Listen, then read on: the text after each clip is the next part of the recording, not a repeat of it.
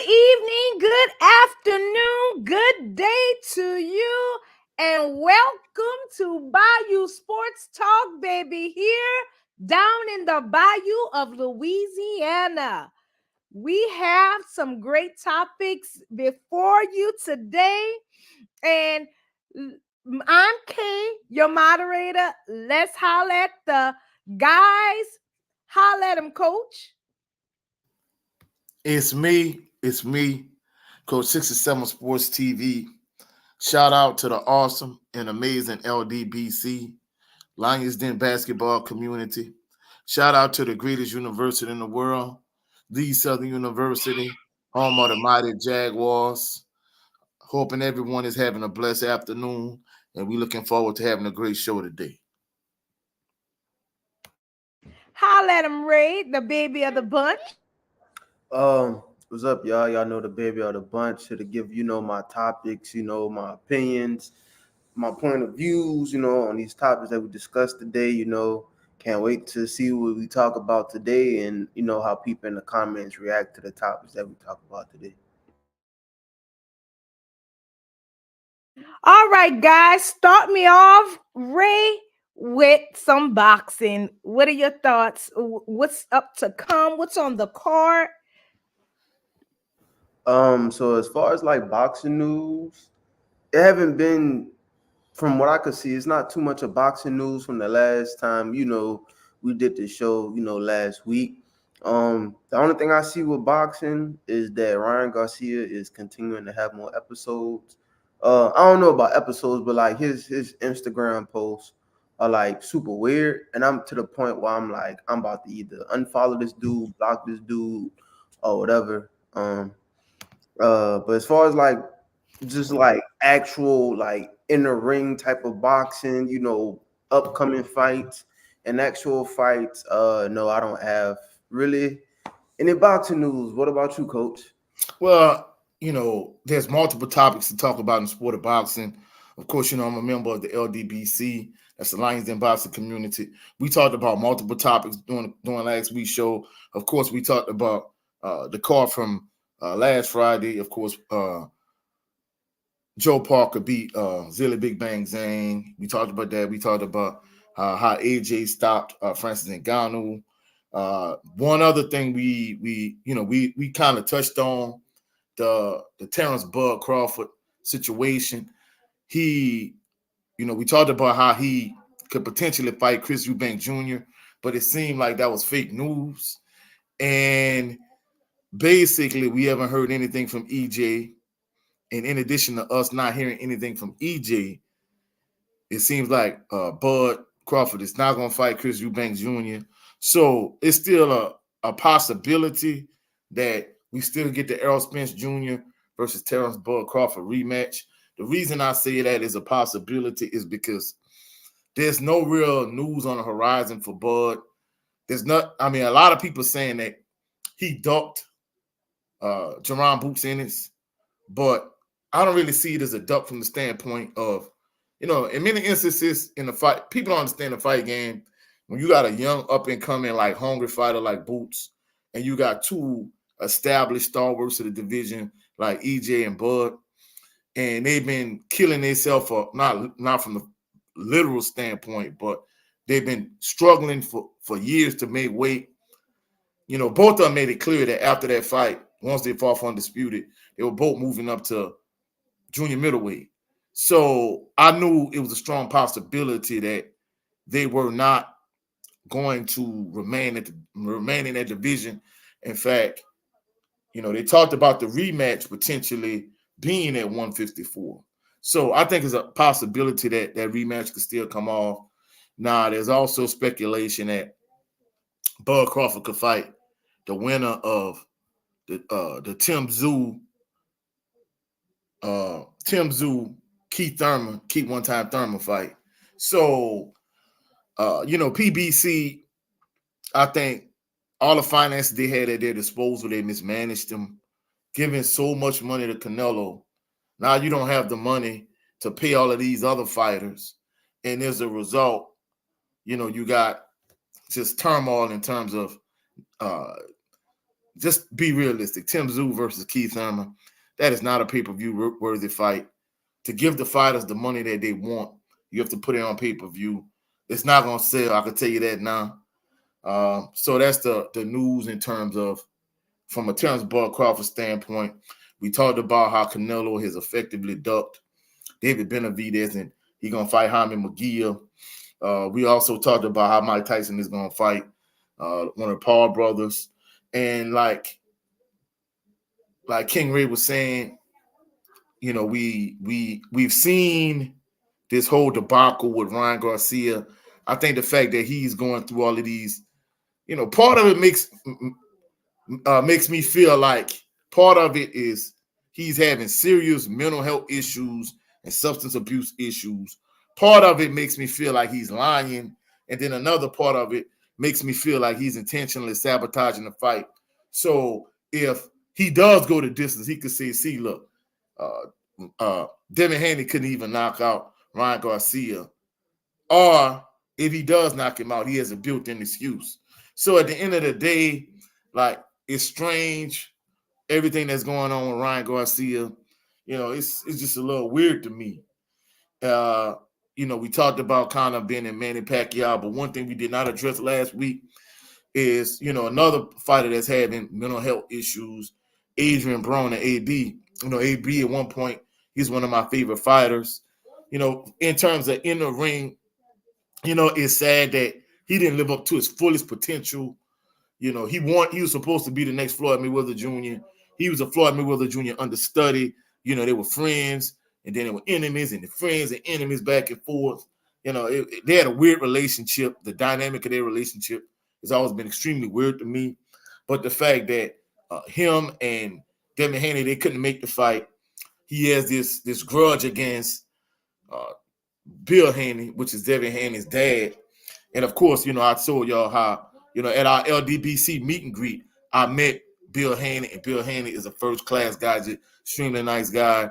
And because Alicia Baumgartner, she's an upcoming fight, Bill Haney is training her. And as a result, Adrian Broner has made a lot of accusations against her, saying, you know, that in terms of how I'm gonna say this in a politically correct way for our family friendly show. How I'm gonna phrase I it. think I know what you getting at, Coach. Basically, he's saying that how the young kids in my class saying that She's doing basically papers on the low. yeah, she's for the streets. Basically, he was saying that, and that, you know, she's kind of loose, and, you know, she's a pass around in terms of a female. And I mean, that's so unprofessional and so unbecoming of Adrian Broner. To me, it shows that just like Ryan Garcia has mental health issues and substance abuse issues, Adrian Broner, he has severe issues with drinking. And the fact that you have issues with Bill Haney is no reason for you to, you know, throw Alicia Baumgartner under the bus. And as a result, you know, she made a statement recently addressing a lot of those false accusations. But at the end of the day, I think the major story in boxing is the fact that, you know, you have a lot of mental health issues and substance abuse issues going on in the sport. And we also talked about Conor Ben, who's, you know, he's a drug cheat, how he could potentially be fighting a returning Pac-Man Pacquiao. So it's just astonishing everything going on in the sport of boxing. I mean, there's other topics we could talk about, but just to kind of, you know, keep things pushing, you know, those are the topics in the sport of boxing. To me, the two most glaring things is the substance abuse issues and the mental health issues with King Ryan Garcia, and AB Adrian the Problem Broner. Ray, is there anything you want to say in response to a coach? No. I mean, I didn't know that Adrian Broner accused said those things. That's pretty funny, but not in the actual funny way. That's pretty funny in like one of those awkward ways. Like, you know how you laugh at awkward things? Like, that's one of the things that you kind of laugh at awkwardly, that like somebody would say that, and it's kind of childish too. Just kind of speaking on that a little bit. Like, you know what I'm saying? Like, people act as if like a woman and a male can't conduct business or do something together without there being any type of how can I say this in a politically PG-13 way. People act as if like a man and a woman can't conduct business together without doing, something that married couples do or something. Yeah. That's a I Always like that. I like the way you phrase that, King Ray. right, and it's like people always go straight to that. It's like matter of fact, it's almost like a mechanic. Let's say like a mechanic is doing a woman's car.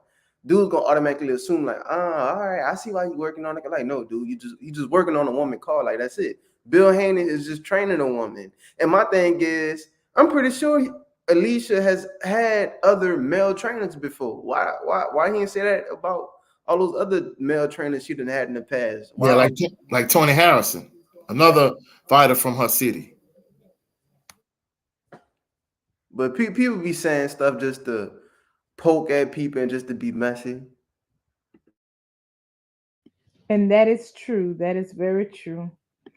Okay, guys, let's talk about the NBA. Start us off, Coach. What are your thoughts? What would you like to shed light on, especially when it comes down to getting close to things? I'm gonna say towards the end of the season. And who would you? Playoffs, not the end of the season. Yes. Playoffs. We in the playoff. Yeah, I mean King Ray, he makes a valid point. Basically, we getting close to the playoffs. Like in another, I'm gonna say month or so. We're gonna be ready for the play-in tournament, and of course, the Pelicans is our team. So of course, we like to keep tabs on the Pelicans. At this point, the Pelicans, like King Ray was saying last week, they're in a 5 seed as of right now. The main thing we want is the Pelicans to avoid the Clippers in the first round, which if the playoffs started today, that's who they would be playing. They would be playing the Clippers. And of course, we also want them to avoid the Denver Nuggets also. I think if they could avoid those two teams without having to play in the playing tournament and they get to the playoffs, I think they'll be straight. I mean, and like King Ray, he said this in the previous show. We don't want to sound like a broken record. Saying that hey, the NBA season is like a roller coaster. You have a lot of ups and downs and so on and so forth. But more than anything, we're at the point of the year where you have the NCAA tournament is about to kick off, and I don't want to sidetrack us, but our Jags, they lost both the men and the women lost in the SWAC tournament, so they won't be making March Madness, the NCAA tournament. But more than anything, we're at the point of the year where it's coming to the end of the season, both for the NCAA and for the NBA. The NBA, they're getting ready next month. So, like I said, the NBA playing tournament. You're getting ready for March Madness in terms of the NCAA. So more than anything, it's that time of the year where, the intensity in these games start to ramp up. But more than anything, we don't want to just keep saying the same thing every week in terms of the Pelicans. But like I said, it looks like they're going to be the 5 seed. And more than anything, we just want them to, trend in the right direction once the playoffs start. Ray, what are your thoughts? My thoughts on the NBA was specifically the Pelicans. Watching a couple of highlights from the game from yesterday, it looks, man, it's the past 4 games. Zion had 24, 27, 33 to like 34. So I feel like we could confidently say that he's in game shape. I seen the highlight was Zion ran like the full court in like 3.5 seconds and and made a layup before like a buzzer beater or something. Before a buzzer beater or something. You got Trey Murphy that's like coming off the bench, giving you almost 16 points almost every other game, and you got Herb Jones blocking shots that's like midway, you know, in the air after the release. So they playing to the like at their peak, I believe, and this might not even be their peak, but they're playing at a pace to where OGs like Paul Pierce they've caught the attention of Paul Pierce, and Paul Pierce was on one of those podcasts and he was saying how like the Pelicans is a team that no other team really will want to face in a 7-game series. You know what I'm saying? So, you know, they finally have woken up, you know, and they've woken up at the right time. You know, I rather, you know, a team wake up at the end of the season, you know, to make it into the playoffs rather than waking up at the beginning of the season and running out of fuel towards the end of the season. So, you know, Zion is back in game shape in perfect time. I mean, Bi gonna be Bi. You know, he probably ain't dropped 20 or 30 points last night, but still, like, you know, when Zion dropping 30 and 40, you know, BI might not be able to get his points and vice versa. You know, if BI go out there, drop 30, 40 points, Zion might not be able to get 30 and 40 as well. And we might have one of those games where Beyond and Zion could do a Jason Tatum and a Jalen Brown where they both could have 40-point games, you know, and both have 40 points in the game. But just to, you know, cap off how I feel about the Pelicans right now, they're in phenomenal shape. Um, is they exactly where I expect them to be, where I want them to be, and I feel like they could be any team probably except for the Denver Nuggets in a 7-game series. I feel like I won't even trip on them playing the Clippers right now. They actually beat the Clippers last night, so you know, I'm really satisfied with the Pelicans right now. All right, Coach, what are your thoughts with what Ray has said? Yeah, You mute, Coach, coach. there we go. Sorry, y'all, my mic was muted. But for the most part, I agree with everything King Ray said. I think the only thing that I would like slightly disagree with is, don't get me wrong, I'm not saying they can't beat the Clippers in the 7-game series, but you know, with a team, especially with a healthy Kawhi Leonard, but there's no telling Kawhi could get hurt at literally any moment, any second. But I think with a healthy Kawhi Leonard, healthy Paul George, he's another one. He could get PG-13 could literally get hurt at literally any single moment, a minute. And then you have James Harden and Russell Westbrook. I think with the four of them, even with, you know, Westbrook coming off the bench, I mean, truthfully speaking, like, you know, that's a lot to deal with. And especially with the playoffs experience between those four individuals and the fact that all four of those guys are like in their prime, they were superstar caliber athletes. You know, I think the four of them, you know, it might be a little something to deal with. I'd rather face a younger team like the Kings and the Timberwolves in the first round. That's just my personal opinion, you know. Okay, anything else, guys, about the NBA?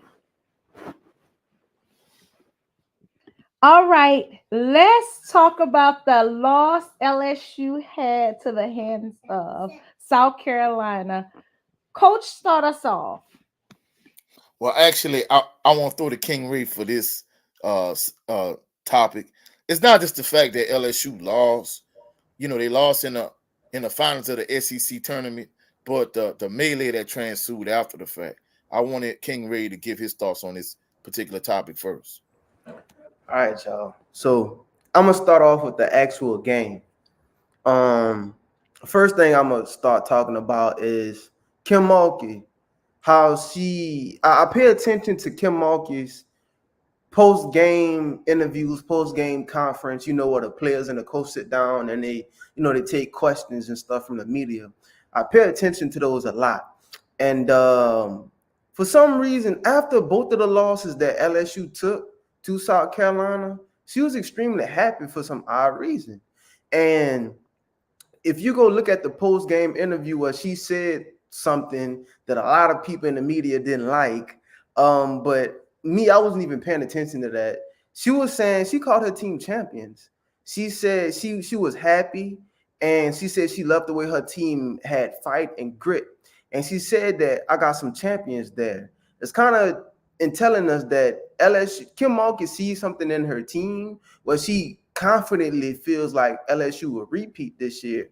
And I started to think about like why she was so happy.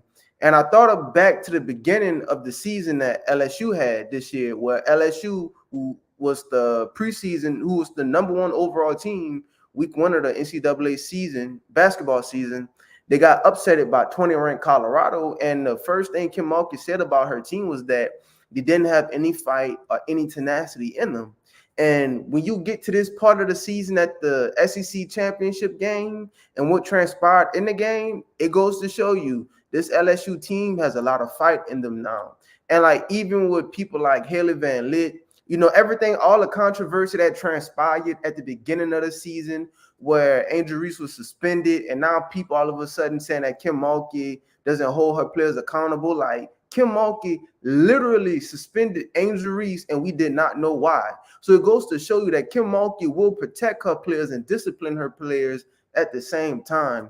So that's kind of something I wanted to address. That Kim Mulkey, she was impressed with her team, and when I started to think about it, I was impressed too. Because Angel Reese came into the game wearing a boot. So Angel Reese wasn't 100%. Flan J. Johnson, she would get like little nicks and knacks throughout each game in the tournament. Last Till Poor got who left the Ole Miss game with a very serious concussion where she had to be taken off on a stretcher, did not play in the South Carolina SEC championship game. And Last Till Poor is their best defender on the team, in my personal opinion. And also the fourth thing is Michaela Harris, the freshman, the number 2 player in her class, who's from she's from Boise City, in Louisiana, and she's like a dog of a freshman. She starts, and she wasn't really able to really play that much for LSU. So what I'm trying to say is that LSU wasn't even 100% in the SEC championship game, and you can see the score. It was fairly close. And the same thing happened the first time when LSU and South Carolina played each other.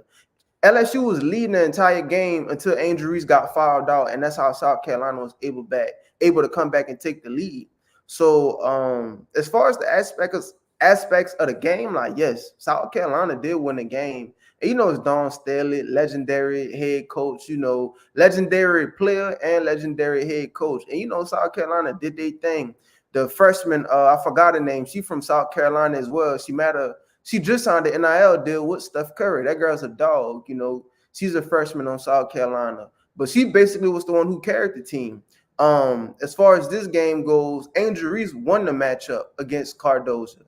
When you go look at the stats, and Kim, if you want to go do this too, you could go look up the stats to this game. Let me know what Cardozo's stats was, and let me know what Angel Reese's stats was. I know what their stats is. I just want everybody to go see what the stats look like. For those who don't know, Angel Reese had a double-double in the game.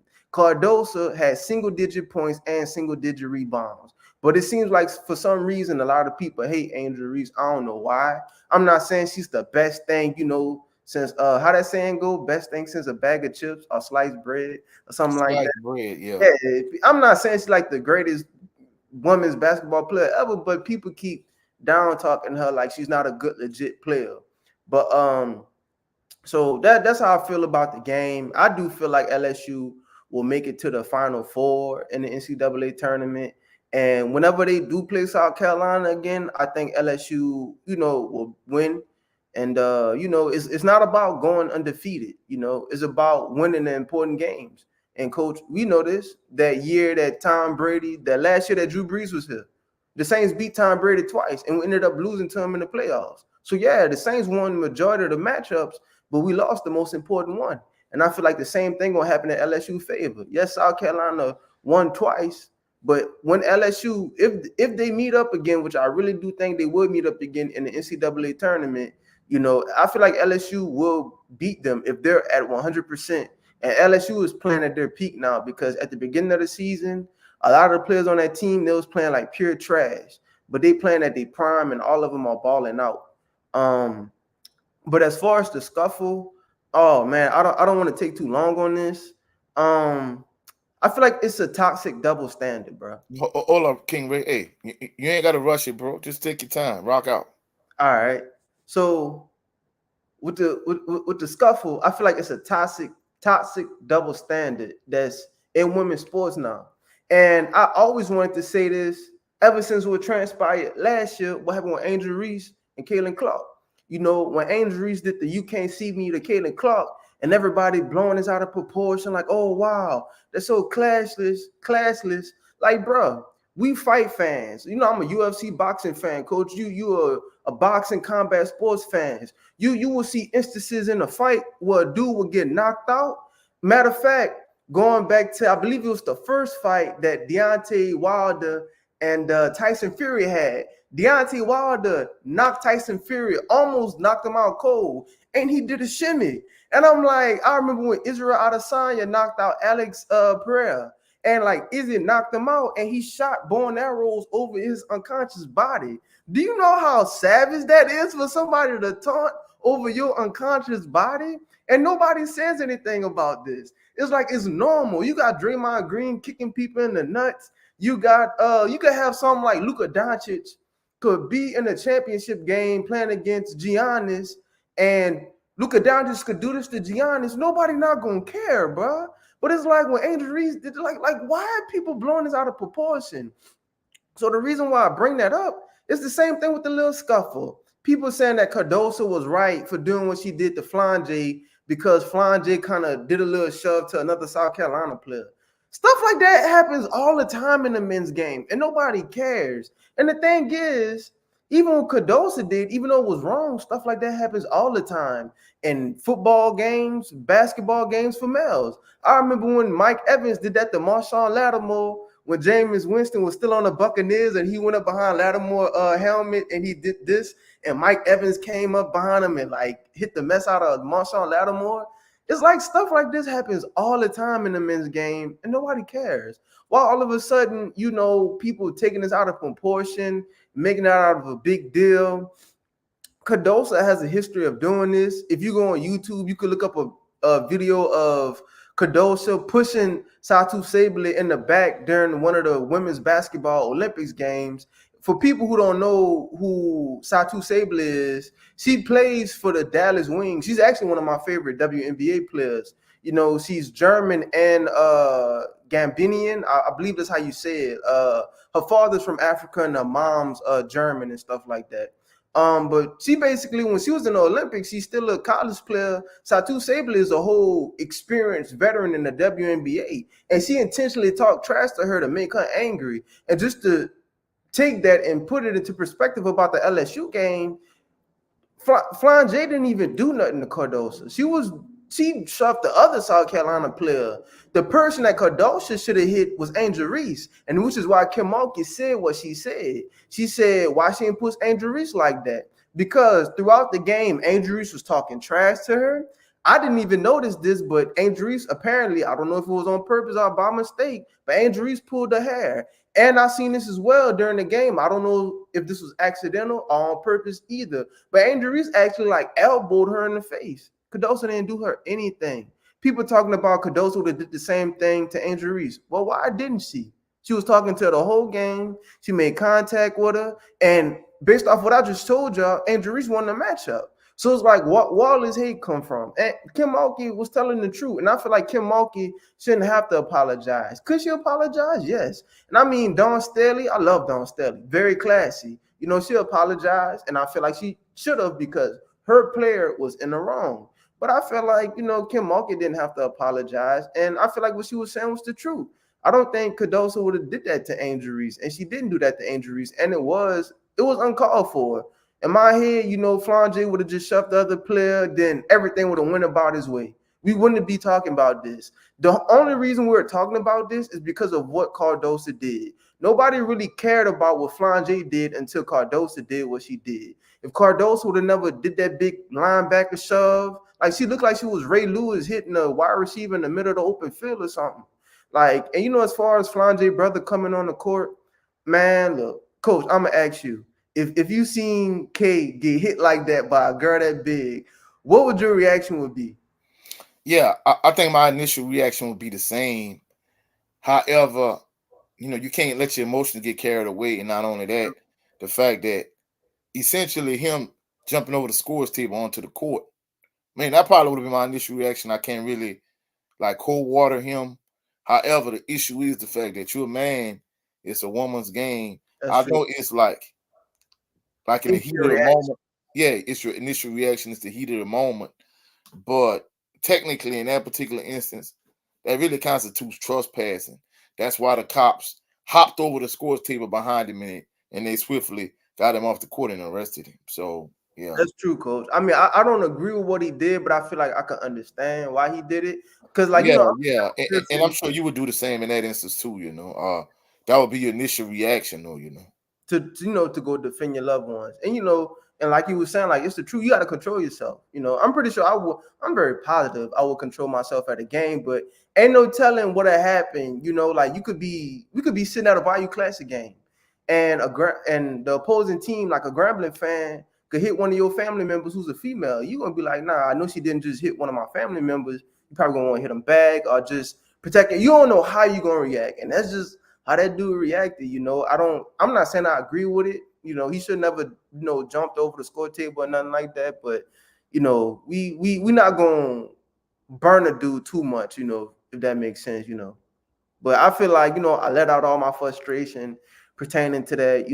I'm ready for him to move on, get ready for this NCAA tournament, so they could repeat. Which is, yeah, I just the thing is, the main thing I want to say is people are picking sides. My thing is, it shouldn't even be this. Like, people are just taking the whole situation out of proportion. You know what I'm saying? Like, and that's my whole point I'm trying to prove.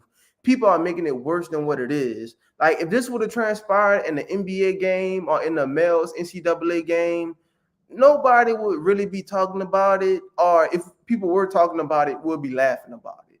But now, how people are talking about this with the women's game, excuse me, they're like, "Oh, this is so classless. This is a disgrace." I'm like, bro, stuff like this makes you want to watch the women's game more, not to see them fight, but it shows that women are playing with the intensity and the tenacity that makes you want to watch. Okay, Coach, what are your thoughts? I'm gonna kind of They echo. made some great points. Yeah, he made some excellent points. I'm gonna echo some of his same sentiments.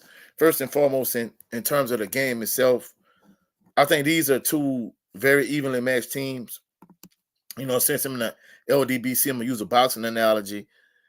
Every time Manny Pacquiao and Marquez, every time they fought, those two individuals are evenly matched, and you had a classic fight the 4 times they fought. Even if you brought both of them out of retirement, you would let them train for a certain amount of months, and they will fight. It will be a evenly contested fight because those two fighters are evenly matched. And I think you have the same thing in regards to LSU and South Carolina. And like King Ray was saying, I think if they did play again in a Final Four, I think LSU would be victorious and come out on top. That's first and foremost the first point he was making. In terms of, the Cardoza situation, I think he right from the standpoint of the fact that it's a women's game. They blew the whole incident out of proportion. And I think, what Kim Mulkey was saying is that, just to kind of reiterate your point, she kind of has a reputation of being a little bit of a bully. And she didn't push Angel Reese. I mean, don't get me wrong. I know a lot of people gonna say she was just taking up for a teammate, because I know as a player, hey, when I play football, you push with my teammates, I'm gonna push you too. So I think, that was her response. But even with that being said, it does seem like she didn't have the same kind of energy for Angel Reese that she had for Flanger. So I think that's what people were saying. I think that's what Kim Mulkey was saying. And I think that's the reason why a lot of people viewed her the way they view her, especially with the whole, incident in the Olympics and so on and so forth.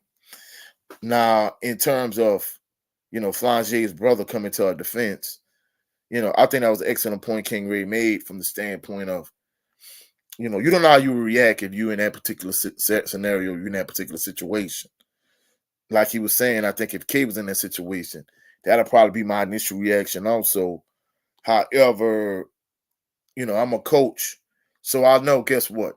Certain lines can't be crossed. Just like if my players have an incident on the football field, as a parent, you can't go on that doggone field, because guess what? You're going to have a even bigger issue. So that probably would be my initial reaction. but I don't think I'd have crossed the line from the standpoint of hopping over the scores table to actually get involved in, in the scrum itself. Yeah, I think, like King Ray was saying, I'm not condoning what he did, but we can't cold water him too much. But the issue is the fact that he actually crossed the line, and yeah, all right, now you can't get involved in that scenario, because even, this might be, you might remember this incident or not. The Celtics and the Cavaliers got into an incident like years ago, and LeBron James' mom tried to intervene, and he pushed out the wind, was like, you better sit your down, and basically he was saying like, hey, you got guys that's uh, 6'9", 6'10", 7-footers out here, and you 5 foot nothing, and you a woman and these are all men. You better sit your behind down and let me handle my own battle. And I know the dynamics are different. Is the fact that, she was a woman and that's her son, and these are grown men, and it's the opposite where, his sister is a women's game and he a man. That kind of makes the situation look different. But even with that being said, you can't intervene in those situations in terms of actually stepping onto the court or the field of play. So that's what kind of makes the situation, bad in his instance, and that's why we really can't condone that type of behavior and activity. And the final point, just to kind of wrap up this particular topic from the standpoint of, we talked about how the two teams are evenly matched. And, we talk about double standard. I think that the double standard aspect I want to talk about is the fact that, just kind of like in college football, I'm not going to talk about this from the standpoint King Ray was talking about how if this would have been a men's game, it wouldn't be no big deal.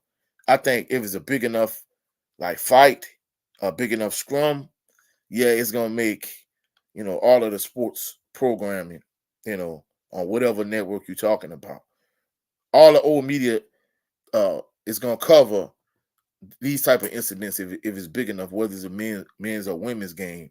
But I didn't see a whole lot of it. But the issue I take offense with is the fact that, last year, like he was saying, when Caitlin Clark did something, it was no big deal. But when Angel Reese did something, is a bit of a problem. And I think we kind of getting some of that same type of energy in regards to this particular situation from the standpoint of, they making it seem like, hey, these LSU girls. It wasn't a bunch of like outlets, but I did see a couple little channels saying like, hey, Flange didn't have to do that and whoop de woo. And I'm like, look, it's you're in the heat of battle. And I think for anybody to say that it was class, not they didn't say class is not the word, but they were saying like she didn't control our emotions and she put herself in harm's way and so on and so forth. Man, hey, it's the heat of battle. It was the end of the game. It was chippy. They pretty much lost. So I mean, I don't think it's no big deal. It's much to do about nothing. I think had it been an Iowa team like last year, with Caitlin, a team similar to that, you wouldn't really get much negative backlash. But it's the fact that it's LSU, it's different. Boy, if that would have happened to that Iowa team, they probably would Yeah, they would have threw them under. yeah. Of course, they would call LSU hooligans and They uh, did it. That's matter of fact. I'm glad that you said that. My bad, not to cut you off. uh-huh. But it's something that Don Staley said last year during the Final Four after South Carolina lost to Iowa. Like some coaches and people in the media were saying that Don Staley team plays like a bunch of bar fighters. And it's funny how what transpired happened in the SEC championship game where they actually got into a scuffle. And I know Don Staley is very conscious of that because you got LSU that's, two majority, black teams. Yeah, And you don't have to sugarcoat it. Just say it. right, the LSU and South Carolina are two majority black teams. And Don Staley is conscious of not wanting either of those teams to be painted that way, which is why I don't know if you know this or not either. Don Staley said that Flange came up to her after the game and apologized. Mm-hmm. which Franjay did do that. And Dawn Staley made sure she put that out there in the media in the post-game press conference because Dawn Staley is conscious of what was said about her team last year. And Aaliyah Boston is the complete opposite.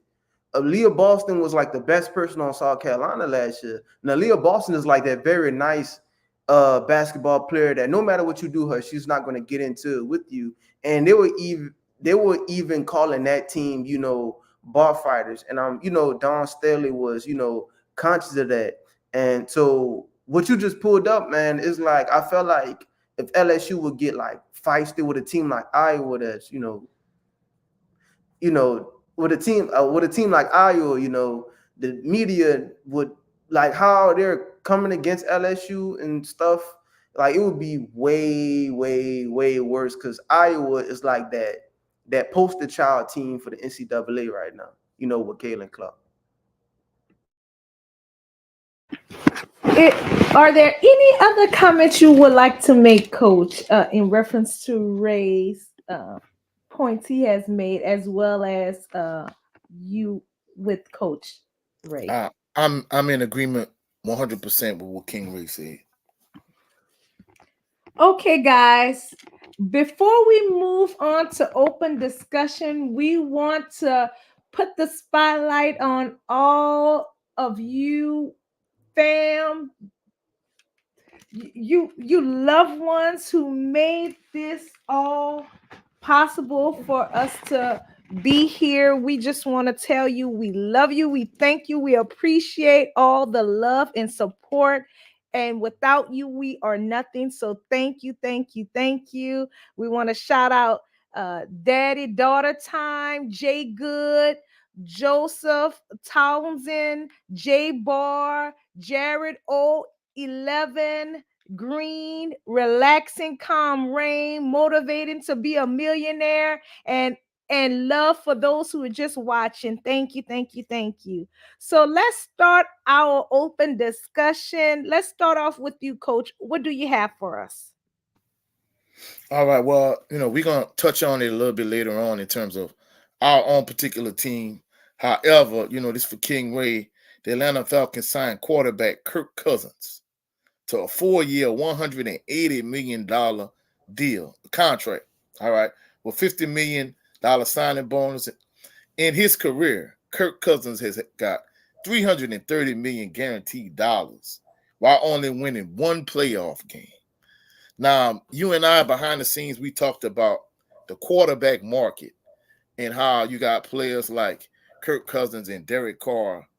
Essentially, they're overpaid because there's not a whole lot of Drew Brees, Peyton Manning, Tom Brady type quarterbacks available.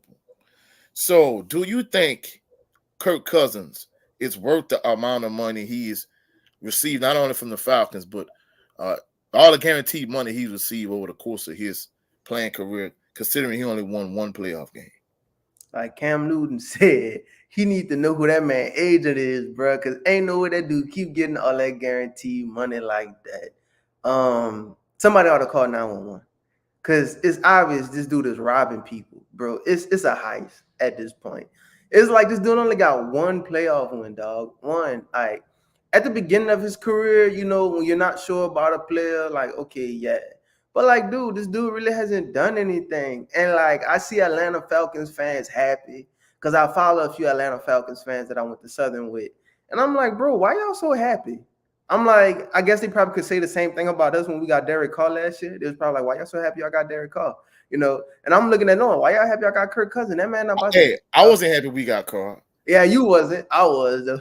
But it's like Kirk Cousins not about to come there and change your franchise. I'm kind of happy they got him because I know they don't have a good quarterback.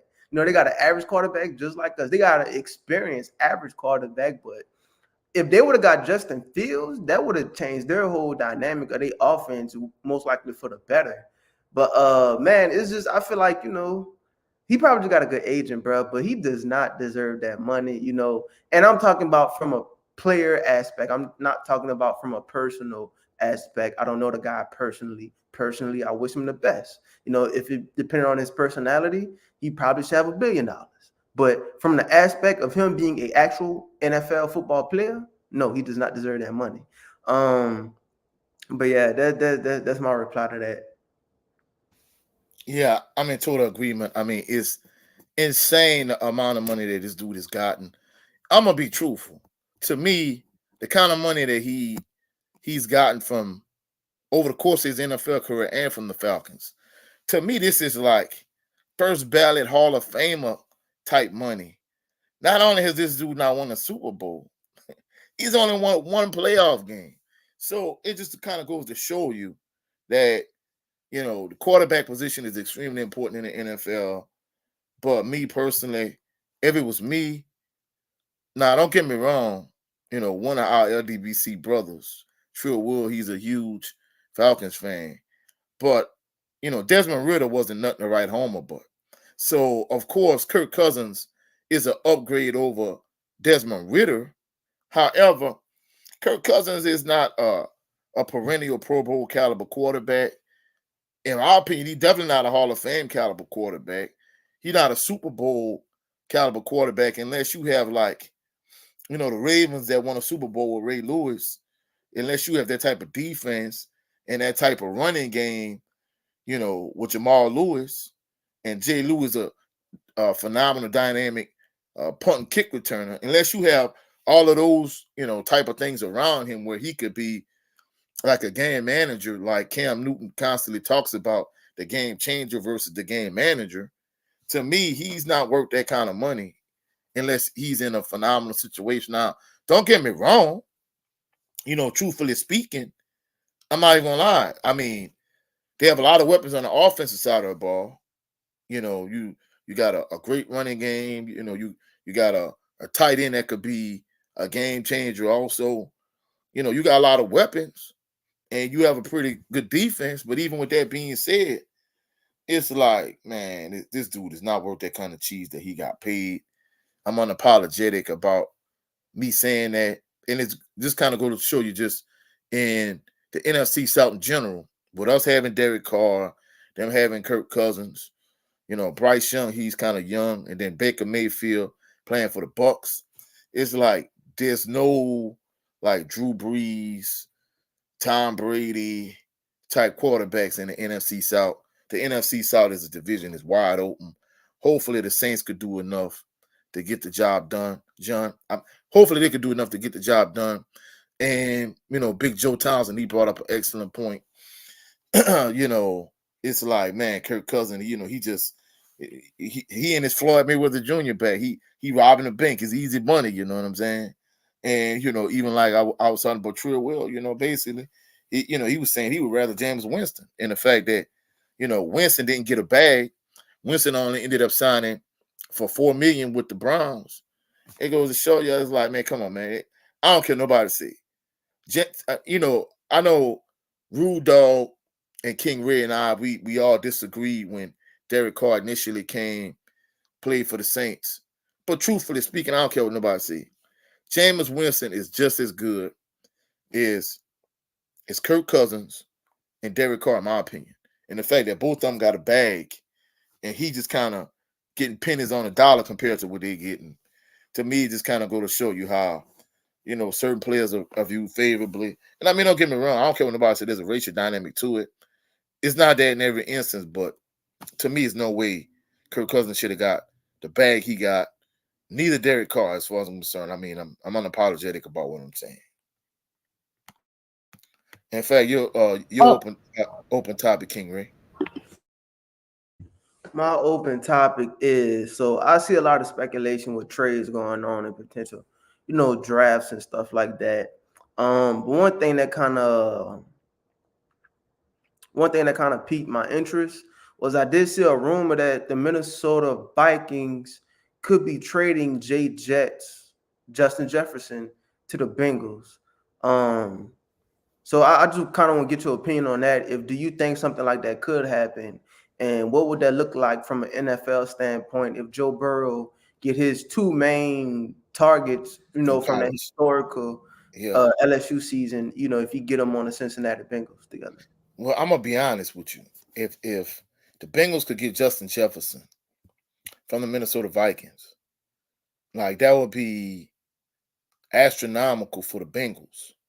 I think the biggest issue that the Bengals would have, even if they were to get if they were able to get Justin Jefferson, the biggest issue they would have is the fact that the offensive line is still kind of trash. And I would say they average at best as an offensive line. And the biggest issue with Joe Burrow, I'm gonna be truthful. Joe Burrow is, we talked about the kind of money Kirk Cousins getting. Man, hey, Joe Burrow ought to be just licking his chops because guess what? If if Kirk Cousins got that kind of money, he's might well double that for somebody like Joe Burrow.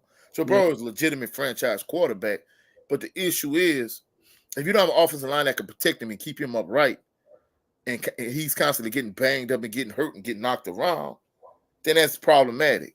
So to me, if I'm a team and like the Bengals are actually able to get Justin Jefferson, if you get Justin Jefferson, and you have Jamar Chase, and you have all the other weapons they have offensively. My main thing is, hey, let's get after Burrow. Let's get him. Let's get him down on the ground. Let's smack him up, bang him up, like just rough him up in terms of just all out blitzing. I mean, of course, you can't all out blitz him every play. You can't constantly, go with zero coverage and casino blitz every single play. But at the same token, like we trying to get after him. So that would be how I would counteract them if they actually had Justin Jefferson. But if the offensive line would be able to protect him, man, that would be a game changer if they actually was able to get Justin Jefferson. Okay. Do y'all have any other topics for open discussion before we move forward? Because I have one. Uh, Oh, well, it's one not real. I'm sorry. one last thing I want to point out. Okay, I'm gonna let you get it all. In fact, I don't want just King Ray's feedback on it. I want your feedback also. I know we've all gone to games. They were saying that 70% of the Kansas City Chiefs, Miami Dolphins fans that went to the game where it was so cold, they say 70% of those fans got frostbited that playoff game, and a lot of those fans are now facing amputation. I mean, don't get me wrong. I know we all like to support our team, but if the temperature is ridiculously cold, and not only that, but you have a lot of people out there with no shirts on and so on and so forth. As a fan, where do you draw the line in terms of supporting your team? That is. I'm sorry, Kim. You want to go first? Um.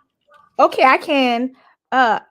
First of all, when I draw the line when it's dangerously cold to it can cause problems to your health, like you can't keep warm, and I know it's because I can reflect back to when we were younger and we were going to southern games, tailgating, and we had blankets and hot cocoa, and we were out in the midst of the cold, but enough was enough when dad said, come on y'all, we're going to the car, or well, to the vehicle.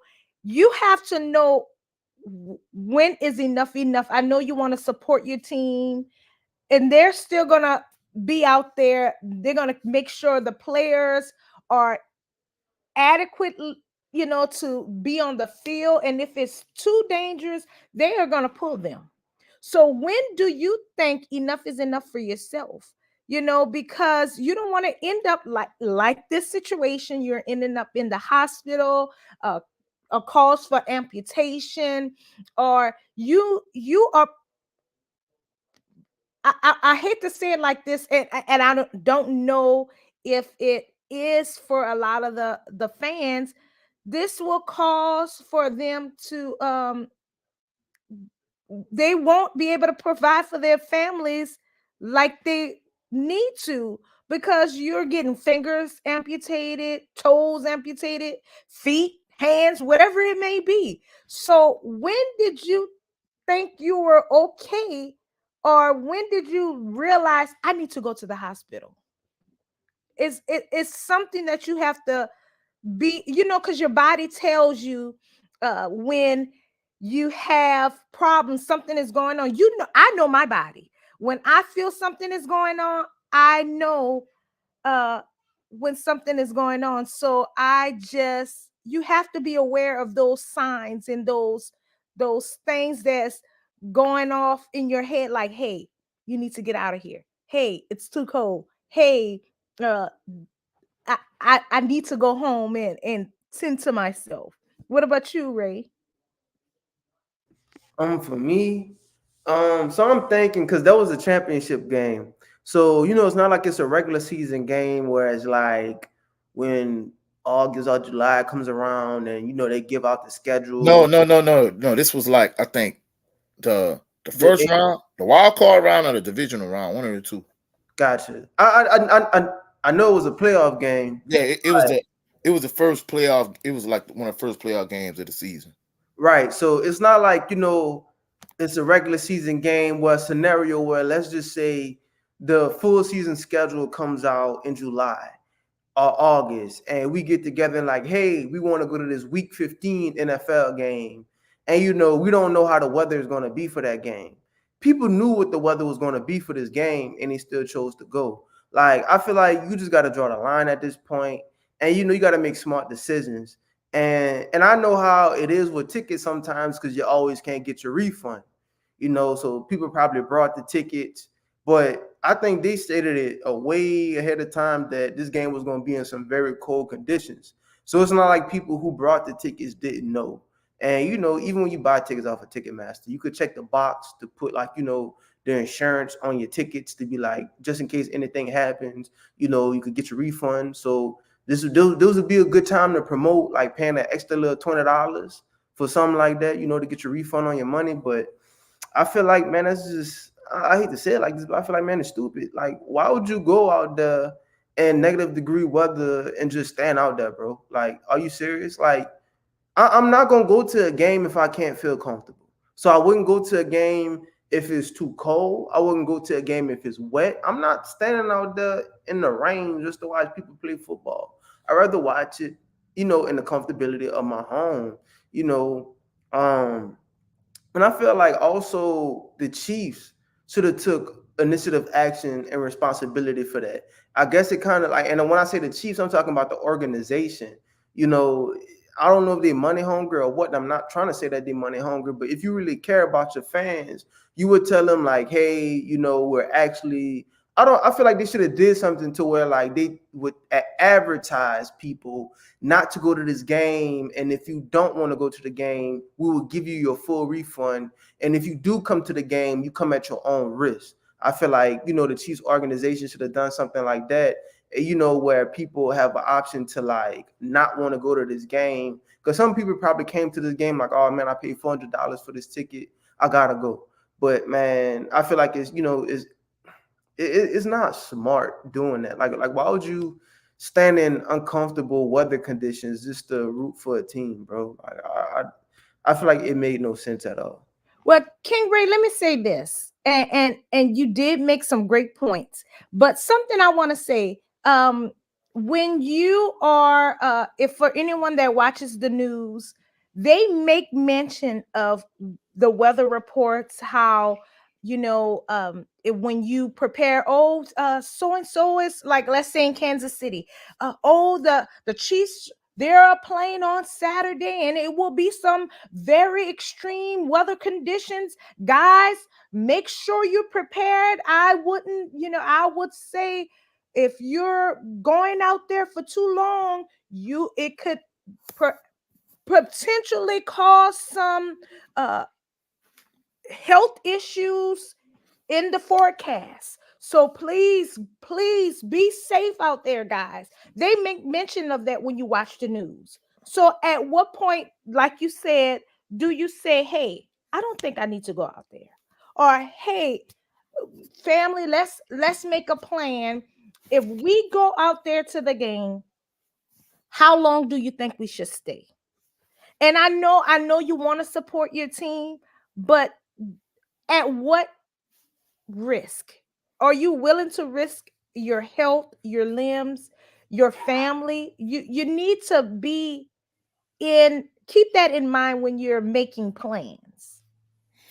And Kay, you bring up a valid point because, like you said, times, uh, yourself, I, mom and dad, we went to some Jag games, and guess what? We were literally in all weather conditions, like you said, whether it was cold, whether it was hot, whether it was raining. But dad was the decision making. At a certain point, he was like, "Hey, like we had enough." And even now, I mean, don't get me wrong, I think I could deal with the rain, but I'm at the point in my life where you know I get cold a lot easier than I used to when I was a lot younger.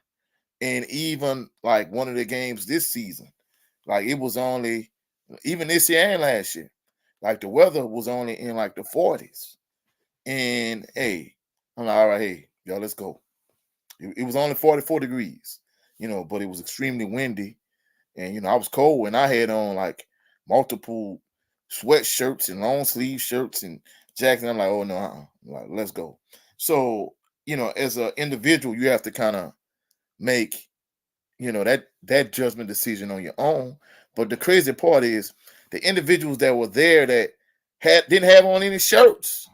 And I'm like, man, come on, man. Like you got to be not. I mean, that's extreme. Being extreme fans, that's ridiculous to me. I'm not putting myself in harm's way. And that's something I never understood when I used to watch the games with the guys who have their bodies painted or letters on their chest, and they don't have a jacket on. They don't have a shirt at all on. So what what are you thinking? What is going through your head when you're going out there exposing yourself to the elements like that? Those people, my bad. Go ahead.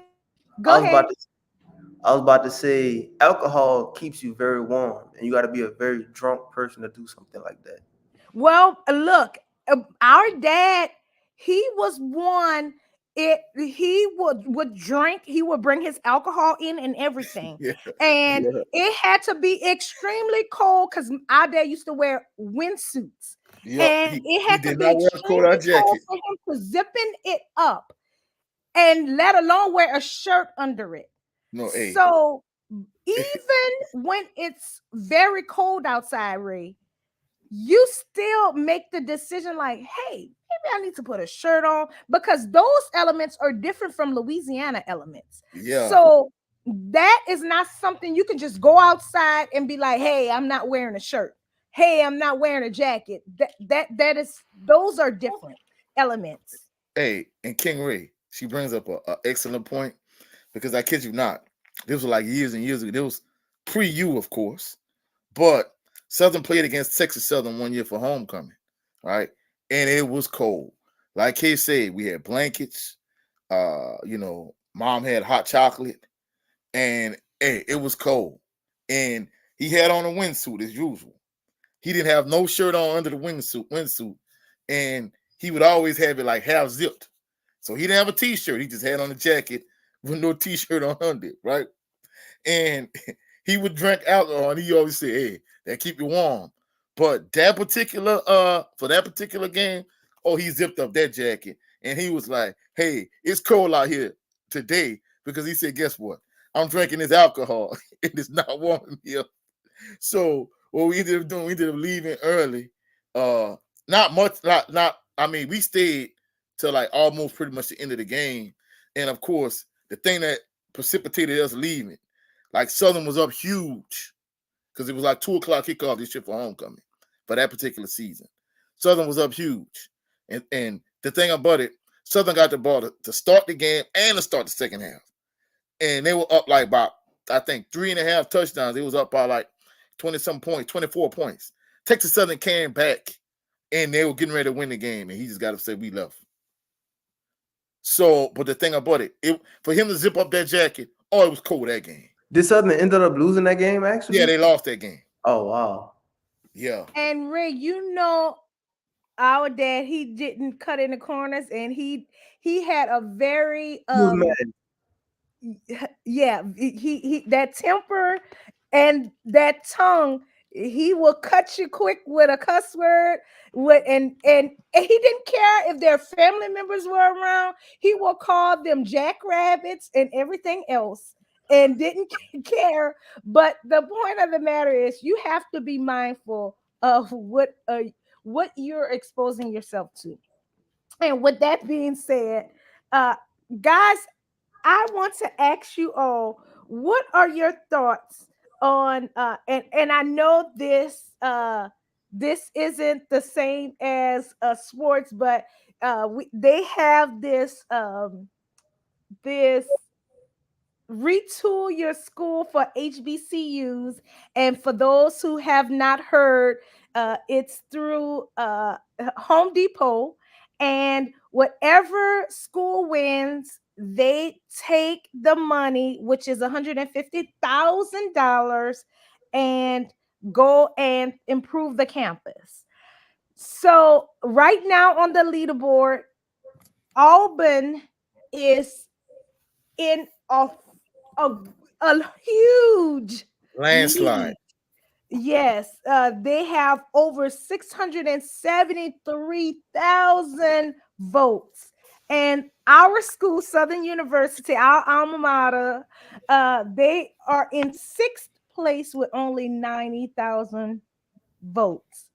So my where I'm trying to go with this is, one, I want to say, please guys, the voting, we have till the 24th of March, because Southern can use uh these Hundred and fifty reno- thousand yes, dollars. this renovation, because Home Depot goes out and they do the work. It's not something we have to worry about contractors getting going out or whatever. But first, I want to say, please go out and vote. And I'm not just pushing for Southern University, just vote for I HBCU, guys, am. because Hey, I am.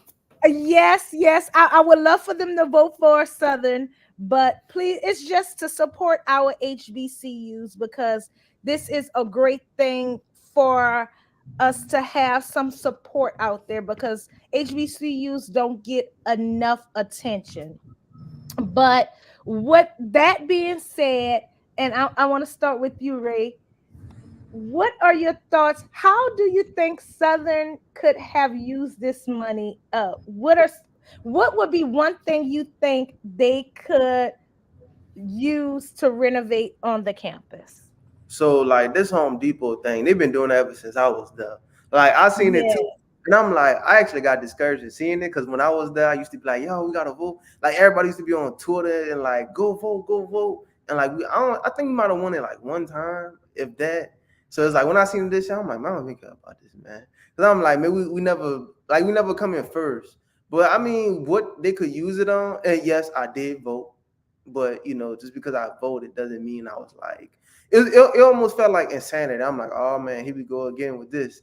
But what Southern could use, I mean, I wouldn't complain where Southern would use that money. They could use it on a cafeteria in Mayberry. They could upgrade the Union. They could upgrade the stadium. But I think that would be like a good bit of money for them. Man, Southern, I haven't been to Southern Stadium in a good little minute. So I think I'm trying to remember the last time I went. I know they added a few things, but man, I feel like they could add more. Like, I really want to see that stadium look beautiful. I'm not saying that the stadium need to look like Death Valley, but some improvements. Like maybe get rid of the bleacher seats and put like actual seats. I don't know, that might be too expensive or nothing. Like, you know what I'm trying to say? Like, get rid of the bleachers and put like actual like seats, like how they got in the Superdome and stuff like Yes, that. I understand what you're saying. They could put that. They probably could add more seats. They probably could upgrade the type of concessions that's at the games. They could upgrade the monitors. But that's just the for sports. You got the mini dome as well. They could upgrade that in some type of form or fashion. But you could use that money to upgrade all kind of stuff. A particular like building on campus. I mean, like I'm saying, I wouldn't complain where they would use that money. It's just the fact is us actually winning it. I low key feel like I could do something to make us win it. And I know I'm not the only person who majored in computer science that has ever thought about doing something like this. But Okay, now, okay. I don't think it shouldn't be illegal. It's not like I'm not trying to say I'm a hack it, but if I'm gonna use like some technical terms and stuff like that, and anybody who's a software engineer or who has like majored in computer science, they'll be familiar with what I'm talking about. But No, basically, wait, that makes you really feel like with that great number that they have, it makes you feel like somebody did do something because that that's what I'm they saying. had a lot of voting they did. This is what I think about doing. I'm thinking about making a Python script where it will go to the actual website and click Southern, press enter, and that's it. And what I could do is I could make the script do that an infinite amount of times. But And that's the thing. Somebody must be doing that because it doesn't matter how many times you could vote a million times in one day. It doesn't matter. yeah, they actually say that, right? They say you could vote as many times as you want. Yes, yes. That's what I'm thinking about doing. I'm making a Python script. I'm gonna tell the Python script, go to the website, click Well, Southern. don't tell King Ray, everybody King Ray, because King then they Ray, may King think Ray, about it. King Ray, King Ray, King Ray. We love you, cuz. Do not incriminate yourself. What are you doing? That I don't think that's illegal. It's not illegal. That's not hacking. You could do that. It's like Hey, matter of hey, fact, hey, you hey. are like Do you remember. not incriminate yourself. And why you gonna tell the ops the secret weapon? Come on, man. Man, You drive, you let me drive snitching on yourself. no, I'm telling you, it's not illegal. You know why? You know why it's not illegal? You remember when the PlayStation 5 came out and you had all those scalpers? Yeah. You could do that. That is basically a Python script. Do you have scripts that will go on a website and the script will put in all the information for you to buy the PS5, and then it will buy the PS5 for you, and the script would do it faster than a human could. And the reason it was able to get all those PlayStation 5s is because a script could do something 100 times faster than a human could do. So they was buying hundreds of PlayStation 5s before you could even put in all your billing information and press enter. So I'm telling you, that's what I could do. Do I feel like sitting down and writing a Python script to do that? No, I do this at work for a living. So I'm not going to do this in my free time to do it. But I'm just saying that's possibly why those numbers are so high. I could do it, but will I do it? No. So no, I'm not incriminating myself. I'm just trying to put y'all on game on how that number is probably so high. You see what I'm saying? Yeah. Okay, so coach, where would you what it would be one thing on campus that you would improve? Because I would think either the parking lots or the roads.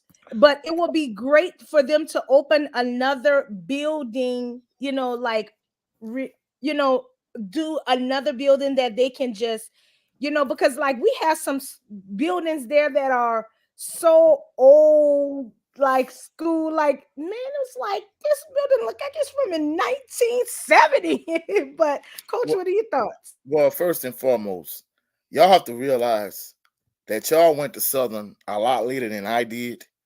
So, like, all of the things y'all have that y'all had at y'all disposal, King Ray when you stayed on campus. If you look at when King Ray stayed on campus compared to when I stayed on campus, literally it's like a whole entirely different city because a lot of the buildings that Southern has added over the years, like I Yeah, had a roommate, he's from he's from like the same area Joe Townsend from. He's from the Bay Area. He at one point he lived in Oakland. Another point he lived in San Francisco. Another point he lived in Vallejo.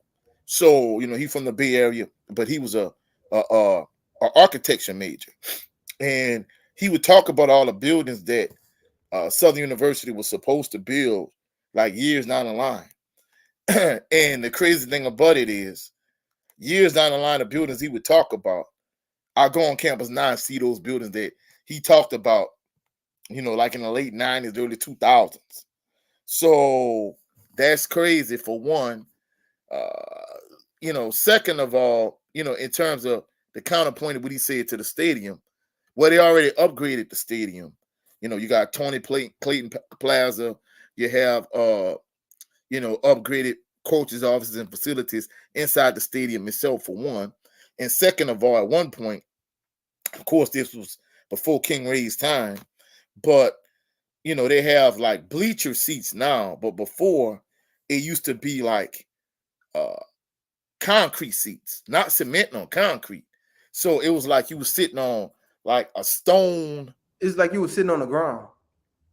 No, no. See, It was hard like that, but yeah, yeah, but it was Yeah, hard no. like that. yeah. I'm not saying like you were literally sitting, but it felt hard like you were sitting on the ground. Oh, it was definitely hard. That's why you had to have you You have to like have a seat seat cover. cushion now, but you definitely had to have a seat cushion then. Right. At least now, you don't you if you forget the seat cushion, it's not the end of the world. Back in those days, if you didn't bring your seat cushion, it was a problem. Like you were gonna feel it for the next couple of days. So they've made upgrades over the years.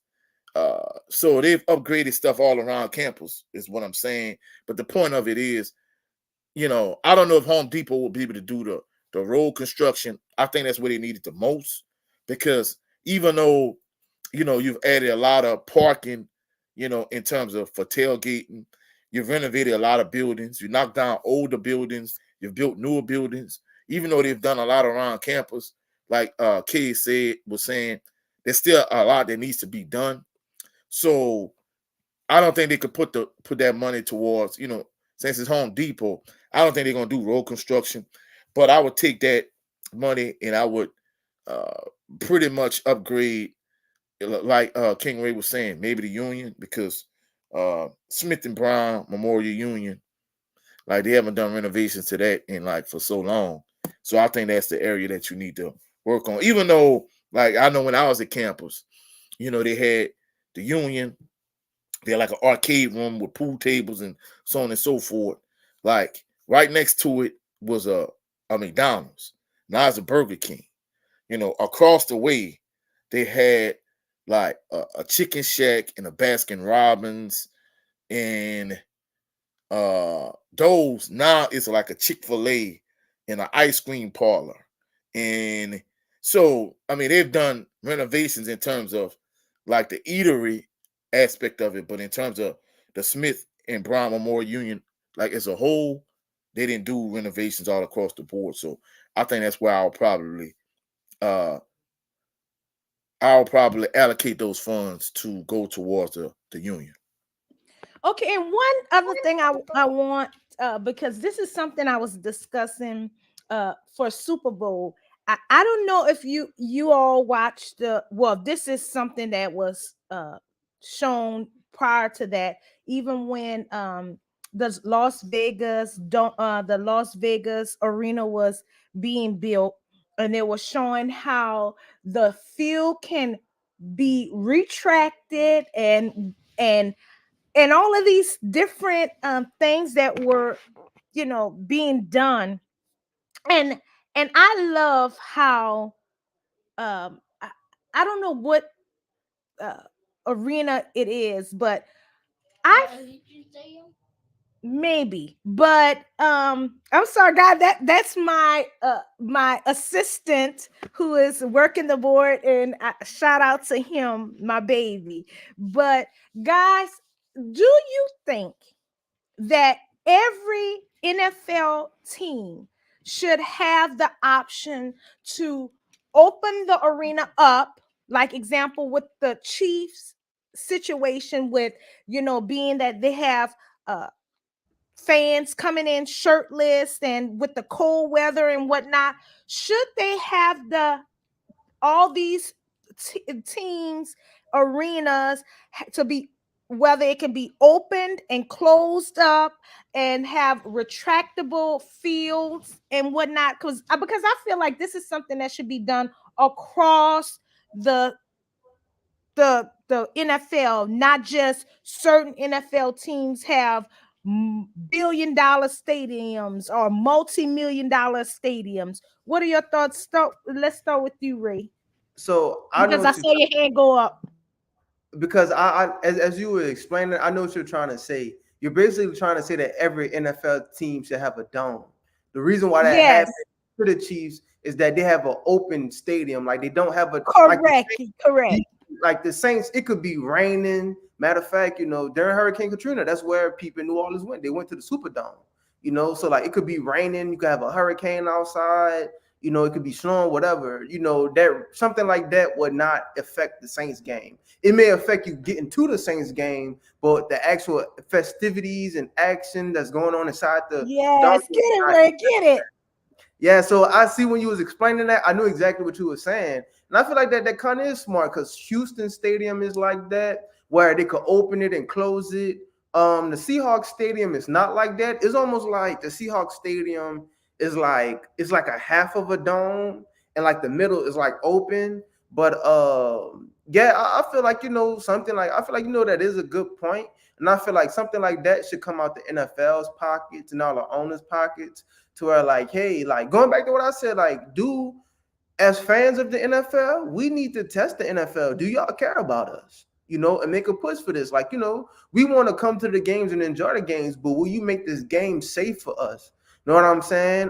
We could also throw in security. I'm pretty sure there were instances where people may have tried to come in and shoot up an NFL game, but I've never seen that happen before. So I'm not going to really talk about them buffing up security, but that wouldn't be an issue for them to buff up security to prevent something like that from happening. But I definitely feel like they should pour money into making the stadiums safer for NFL fans from a weather and climate standpoint.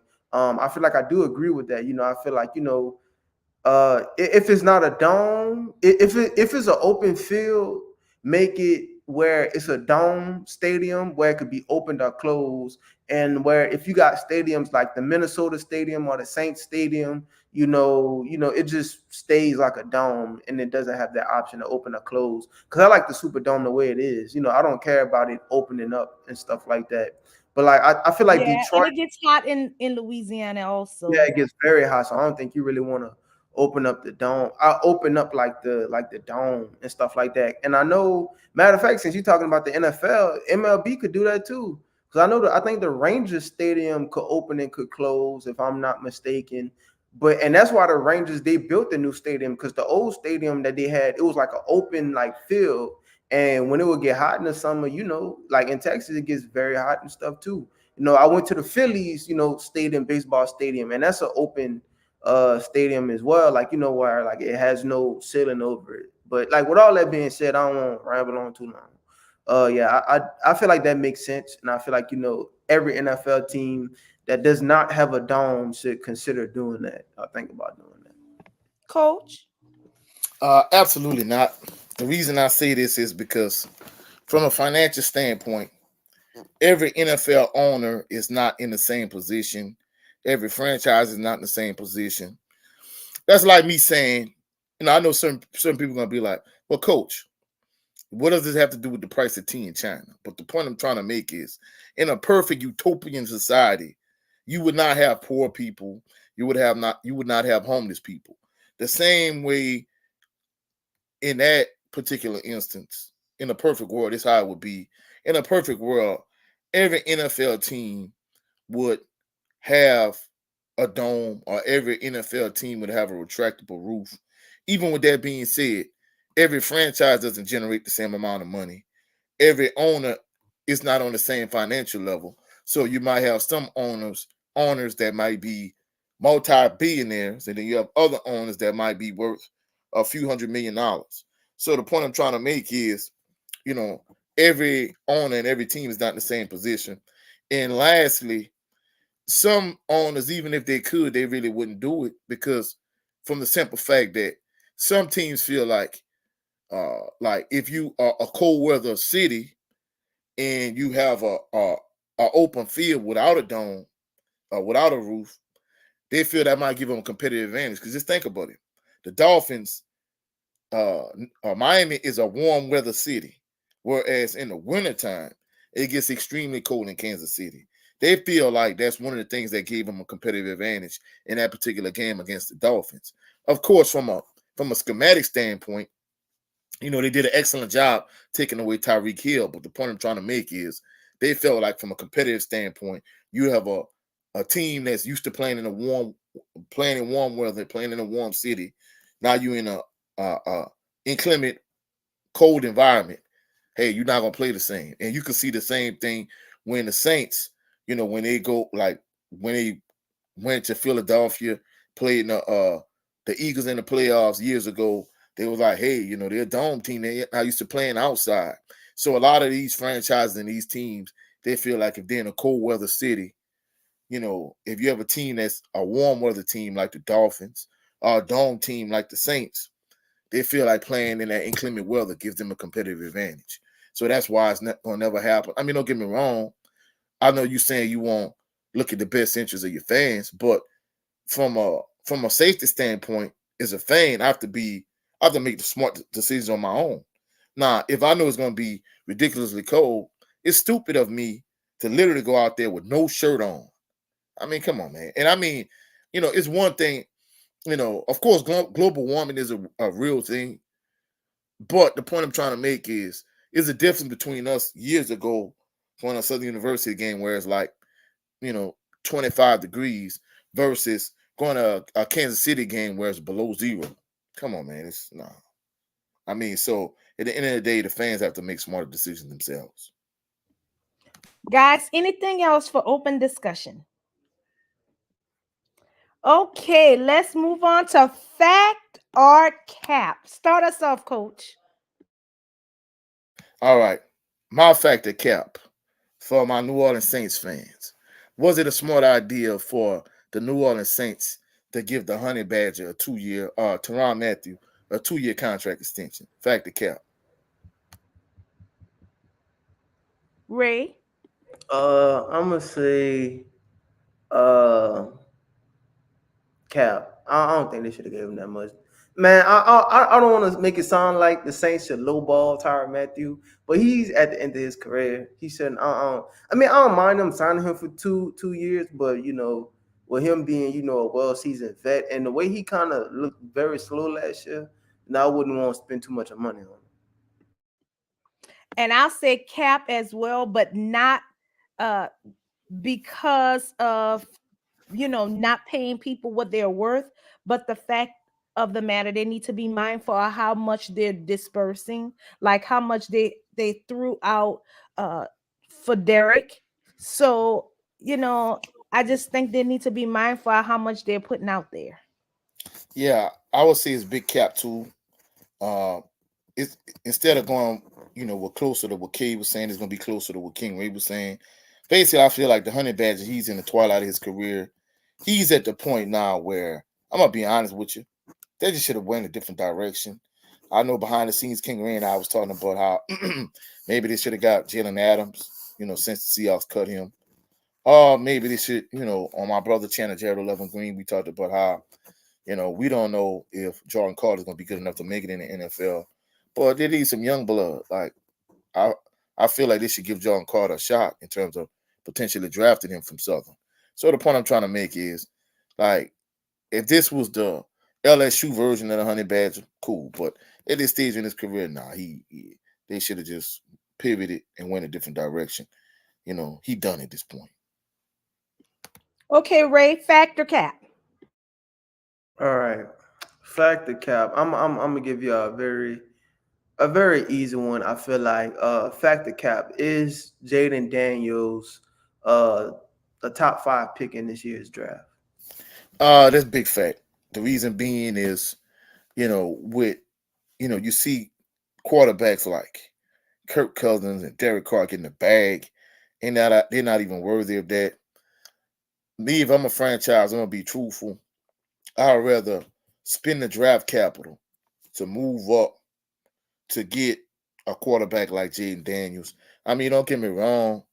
You don't want, you don't want to give up 5 first round picks to get him. But if you feel like he's gonna be a franchise caliber quarterback, I'd rather give up the draft capital to get a quarterback like a Jaden Daniels as opposed to overpaying for an average quarterback like Kirk Cousins or Derek Carr. So me, is he top 5? Easy. Big facts.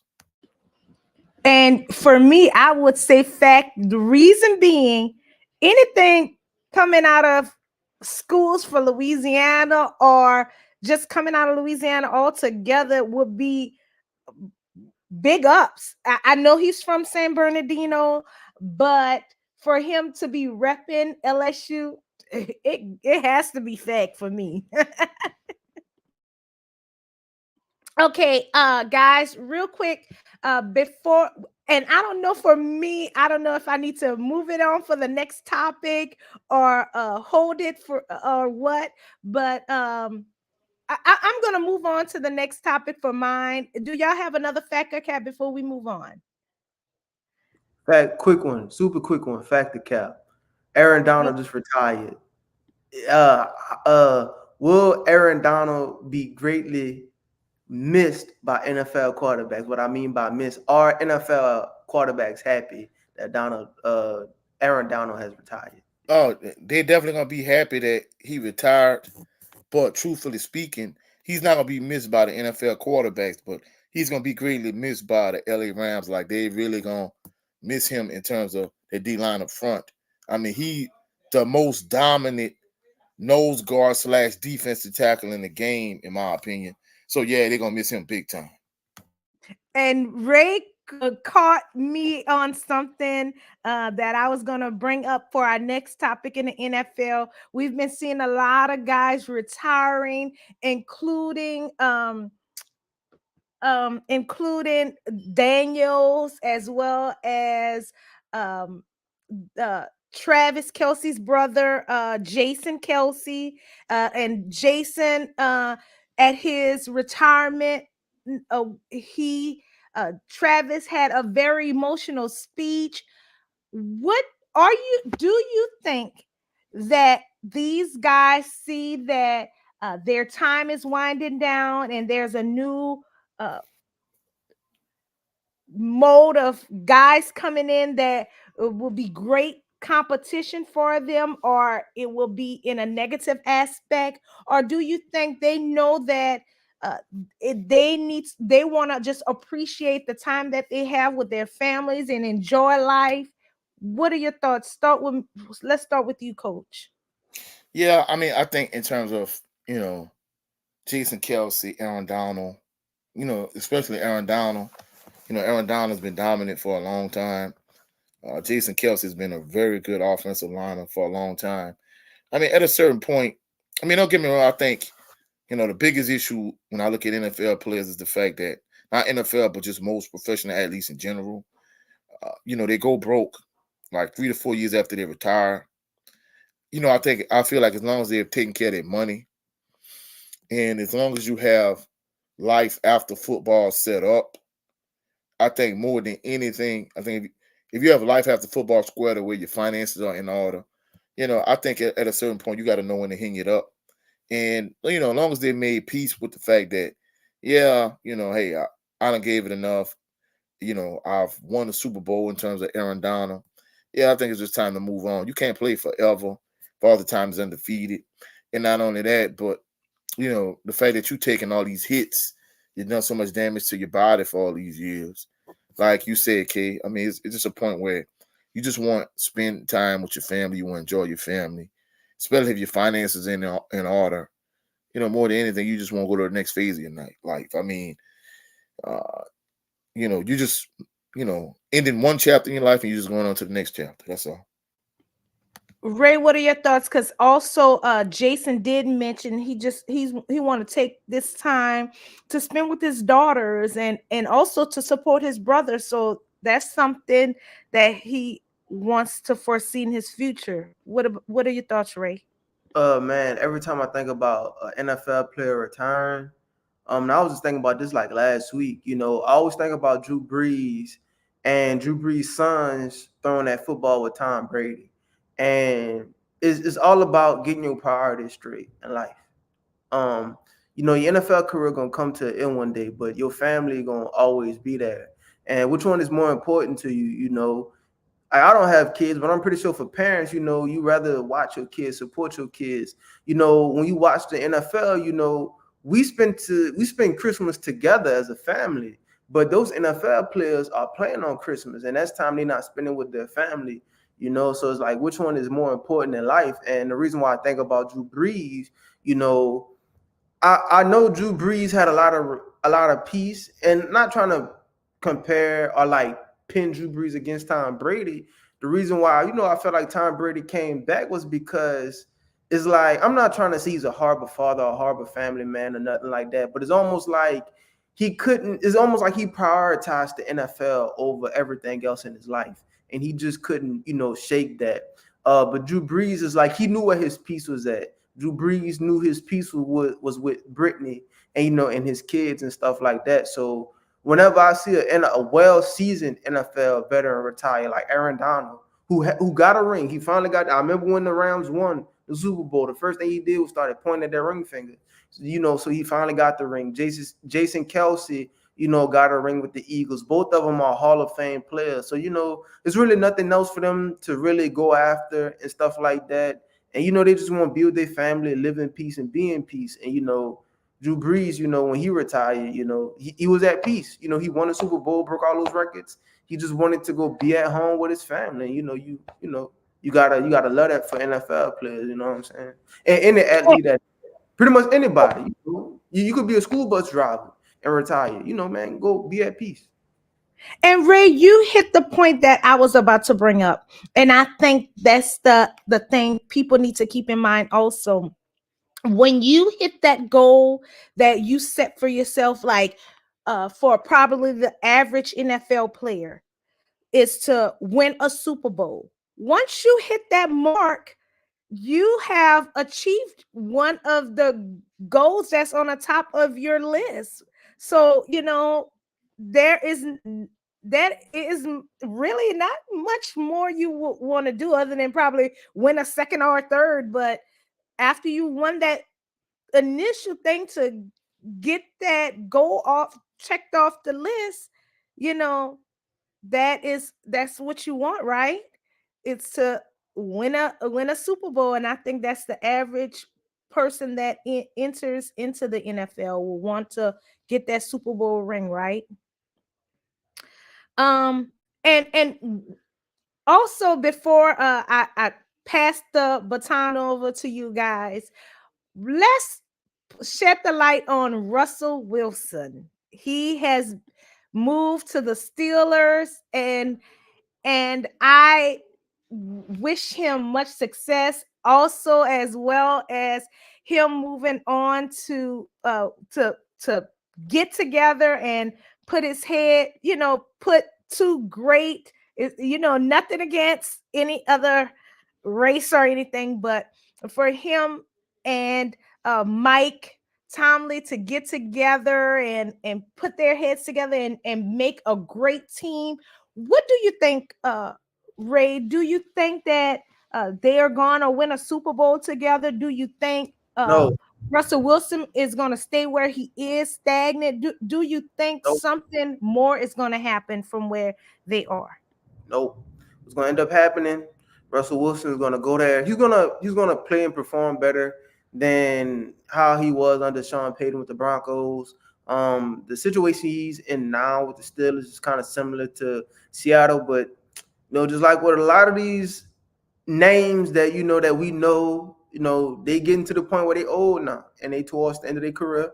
Russell Wilson got him two Super Bowls, right? No, the Eagles went. I mean, the Seahawks went to two Super Bowls. No, he didn't win a Super No, Bowl. he won one Super But Bowl. In the second one, he instead still of them won. giving the ball, instead of giving the ball a beast mode on the two, they Yeah, decided they want to make him a the Seahawks, hero, and Malcolm Butler became the hero instead. right? But we blame that on Pete Carroll and not Russell Wilson. Yeah, yeah. But yeah. So, but my thing is, with that being said, he got him a Super Bowl. He at the point where he needs to be thinking about going live at peace with Sierra and his kids. And be the a stay-at-home dad, right? That all after all that millions you done made in the NFL. Because I don't think he's gonna go to Pittsburgh and do nothing. They could do something where they win the division, which I doubt it. I feel like the Ravens still gonna win the division, but they could do a little something. But man, what they gonna end up doing is Russell Wilson might stay there for 2 years. Then the Steelers gonna end up drafting come and finding something that's younger and better and go in that direction with the franchise. And he's gonna be just the backup. And the sad thing, Ray, you made a point, but that's something that I hate to say, but it seems like once he get there, that not much will happen, and he's gonna end up basically have to decide to retire, because at some point, and the bad thing, I want to say this. I lost respect for Sean Payton because of the mere fact how he did things. He went there, and instead of trying to groom him and even just be straightforward with him, like, I don't think you are that one.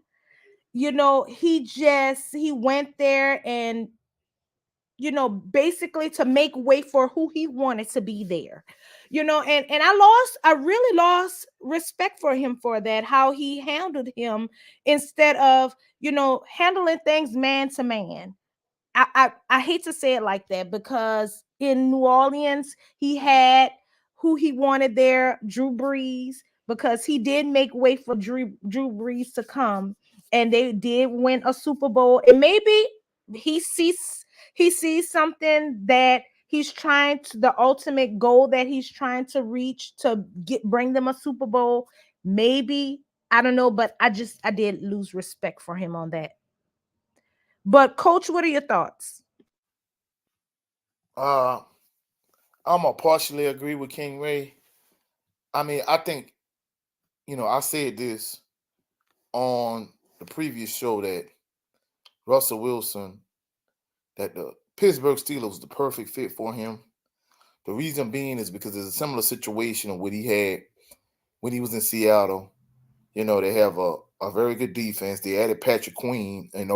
Of course, shout out to the brother Brent Fox. He a huge Steelers fan, and my other brother Jared 11 Green. He a Ravens fan. I know Brent Fox might catch a later. Jared 11 Green, he in the chat. I know Jared 11 Green, he upset the fact that Patrick Queen left the Ravens and went to the Steelers. I think the fact that they added Patrick Queen to their defense, and in addition, they added Russell Wilson to kind of stabilize the offense. I think that's a perfect fit for Russell Wilson. I'm not saying he's going to win a Super Bowl, but the Steelers are going to be a problem. Now, I think King Ray's right from the standpoint of, since the Ravens added Derrick Henry, I think if they could add a couple good offensive linemen, a couple good wide receivers, young offensive linemen, young good offensive linemen, young good wide receivers, I think they're the team to beat in that division. But even with that being said, with Russell Wilson at the helm at quarterback, he has a good defense. He has a good running game. The Pittsburgh Steelers are going to be a problem. And I think he's going to have a lot more success than he had in Denver. And I think I'm not saying that he's going to have the same amount of success that he had in Seattle, but I think it's going to be a similar situation. I think they're a playoff team. I think they're probably going to make a deep run at this point. I think the only thing that's really probably going to hinder them is maybe if they run up against their division rival again in the Baltimore Ravens, or if they run up against another franchise quarterback of course Lamar Jackson. He's with the Ravens. If they run into Lamar Jackson, if they run into a Joe Burrow, if they run into a Josh Allen, I think that's the only thing that's really going to hinder them. The other team having a superior quarterback, but other than that, he's in a perfect situation. I think he's going to have a lot of success with Pittsburgh. Guys, let me ask you this. With you mentioning the Ravens, do you foresee the Ravens getting back to the point they were this year, going to even to the threshold of the Super Bowl? I really want Lamar to get there. Do you guys feel like they can get there again? I Uh, think with the addition, no, go King Ray, go King Ray. well, I was gonna be quick with what I gotta say. I feel like it's not them getting to that point. It's really them getting past that point. Exactly, exactly. Do you feel like they can get there? Yeah, honestly, I think they can win a Super Bowl with the addition of Derrick Henry. I mean, as long as he stays healthy and he's the Derrick Henry he's been for the Tennessee Titans, yeah, I think they one of the front runners to win the AFC and even to win a Super Bowl. Like I said, I just think they need to add a couple good young offensive linemen, a couple good young wide receivers with Zay Flowers. And then I think they're gonna have the running game, and they're gonna have the passing game to complement the running game. Then they're gonna be tough to deal with. Ray, do you think they could, get to that point to perhaps win the Super Bowl? Yeah, they definitely, man. I want them. I feel like they could have won the Super Bowl this year, but that's why I said it's not about them getting to that point. It's them getting past that AFC Championship game, getting to the Super Bowl, and and just winning it. Guys, what do you think caused their downfall? Because they had it. Ray, what do you think caused their downfall? I know we're looking back in the past, but what is it, that one thing that messed them up from winning it? I mean, being undisciplined, doing uncharacteristic things that they pretty much didn't do all season, like turnovers and miscues. But it's football, it's sports. It was one of those days you just hope one of those days like that happened during the season and not in the playoffs. But it was just one of them games for them. I'm gonna add on to what he said. I think that's part of it, but like we talked about on my brother Jared 11 Green show, you know, him and his twin JB, they're huge Ravens fans. A huge part of the issue was the fact that the Ravens, even though Lamar Jackson is the NFL MVP, two-time MVP, he's an elite quarterback. They're primarily a running team, and the fact that they tried to be so pass happy in that particular game against the Chiefs. One thing I hate as a coach, on the level I'm on, you see a lot of middle school teams and pop one teams, they get to the championship game. Just say, for example, they've been a team that line up in the eye and run the ball down your throat all year long. Then they get to the championship game. Now all of a sudden they won't be a spread team that goes 4 and 5 wide and throw the ball every single play. And essentially, that's what happened with the Ravens. The Ravens, don't get me wrong, I'm not saying Lamar Jackson is not a capable passer, but truthfully speaking, Zay Flowers was a good wide receiver. Odell Beckham Jr., he's in the twilight of his career. Offensively, he doesn't have those kind of weapons at his disposal in terms of wide receivers. And a lot of people were saying, well, Lamar Jackson didn't run in that game like he did all year. But the reason being is because early in that game, the Chiefs blitzed him a lot. And then the second half, what they did was they just kind of mush rushed him from the standpoint of, more than anything, they made a fence around the pocket and it kept him in the pocket. So when he would try to take off and run, he had no running lanes to run to. The only time he was able to run is when they would almost sack him or nearly sack him. And then he would take off a little bit, but they really was set up to the point where he couldn't run the ball in that game the way they did previously. And then in addition to that, their wide receivers weren't able to create any separation. So the fact that you're doing all this throwing, it's not benefiting your team because, it's not like, just using the Saints, for example. It's not like he had Rashid Shaheed and Olave and A.T. Perry and all these good wide receivers at his disposal that could really get open and create space. And then from a play calling standpoint, if you look at the formation that the Chiefs ran, they came out of bunch formations and stuff. They created opportunities for their wide receivers to get open, even when the Ravens were playing good defense. Whereas on the flip side, the Chiefs are playing press coverage across the board. And from a play calling standpoint, they didn't do a good job calling plays that would free up their wide receivers. So at the end of the day, and then lastly, just to kind of finish it off, they weren't creating separation, and there was a lot of pressure on Lamar Jackson. And if you look at all the passes they threw, they weren't trying to throw like a lot of bubble screens and tunnel screens and jailbreak screens and shovel passes. They didn't run the ball nearly enough. And then all the passes they did throw, they're trying to throw the ball deep down the field. And I'm like, from a play calling standpoint, it was stupid.